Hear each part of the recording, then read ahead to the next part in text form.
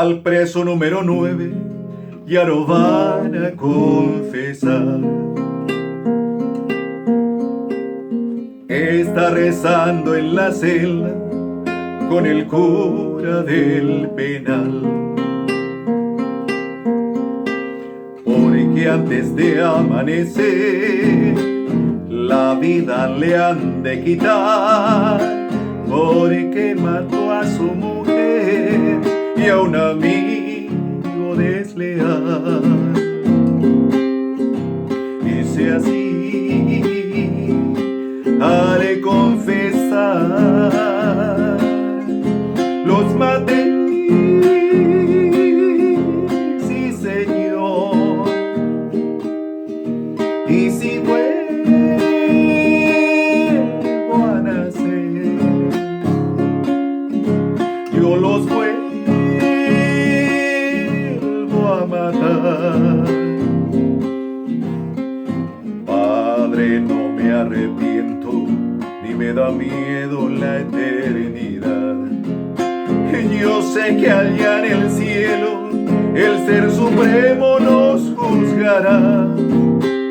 Voy a seguir sus pasos, voy a buscarlos al más allá.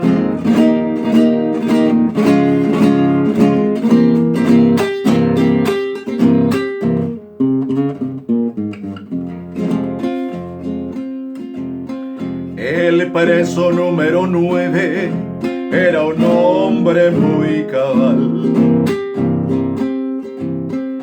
Iba en la noche del duelo muy contento a su jacal,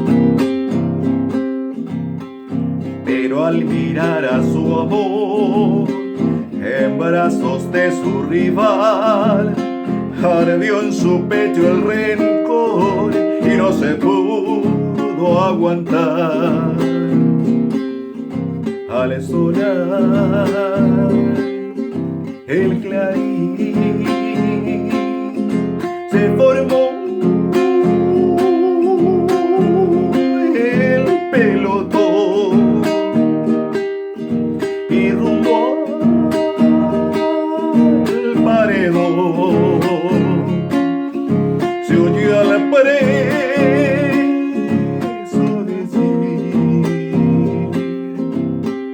Padre, no me arrepiento, ni me da miedo la eternidad. Y yo sé que allá en el cielo el Ser Supremo nos juzgará.